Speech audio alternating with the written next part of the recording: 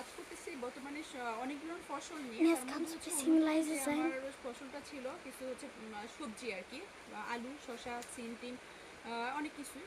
তো বর্তমানে শসার এই শসা আর টমেটো নিয়ে আমি কিছু সমস্যা ফেস করেছি। তার মধ্যে শসাটা হচ্ছে একেবারে ম্যাসিভ আকার ধারণ করেছে।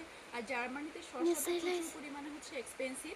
হ্যাঁ, এক একটা শসা আপনার হচ্ছে 150 ইউরো দিয়ে হচ্ছে বাংলাদেশি টাকায় বিক্রি হয়। তো আমাদের এখন চ্যালেঞ্জ হচ্ছে এই শসাটাকে কীভাবে আমরা সেপ্টেম্বরের অ্যাটলিস্ট 20 তারিখ পর্যন্ত আমরা টিকে রাখতে পারি, তাহলে আমরা কয়েকটা হচ্ছে হারভেস্ট নিতে পারবো, মানে হারভেস্ট কয়েকবার Ja. করতে পারবো। তো আমার এখানে দেখতেছেন যে হচ্ছে অনেক প্লান্ট এগুলো মারা গেছে, মানে গাছগুলো মারা গেছে। এটা সমস্যা হচ্ছে কি আপনার ফাঙ্গাল যে অ্যাটাকটা ছিল। তো এটা হচ্ছে এই যে ডিজিজটা হচ্ছে ফুজেরিয়াম উইল্ট, যেটা হচ্ছে আপনার পুরোটা সয়েল বর্ন থেকে আসে। সয়েল বর্ন সয়েলের মাধ্যমে যে এই যে আপনার যে ফাঙ্গাল যে সমস্যাটা স্প্রেড আউট হয়েছে পুরো ফার্মে।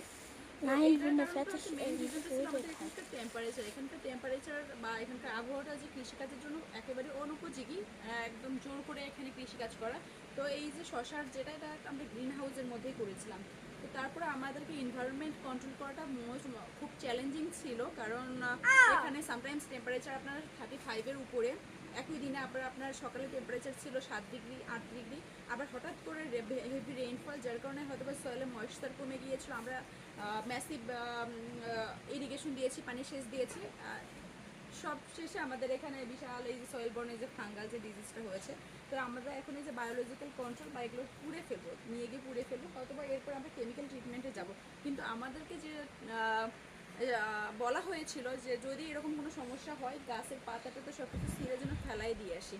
কিছুটা নেগলিজেন্সির কারণে হয়তো বা আমরা বুঝতে পারি নাই যে এখন এই সমস্যাটা হয়ে গেছে। তবে আমরা চেষ্টা করতেছি যে অ্যাটলিস্ট 20 থেকে 25টা গাছ যদি আমরা এখানে সেভ করতে পারি, কিছুটা আমরা প্রফিটেড হব। তো ফাঙ্গালের ক্ষেত্রে যেটা আপনাদেরকে অবশ্যই খেয়াল রাখতে হবে যে টেম্পারেচার যদি আপ ডাউন হয়, সেক্ষেত্রে আপনার হচ্ছে প্রিভেন্টিভ ফাঙ্গিসাইড ইউজ করাটা খুবই বেটার হবে।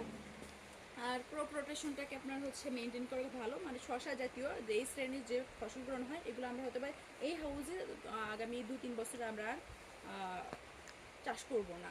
এই হলো আপাতত, পরে আমি শেয়ার করব। Thank you.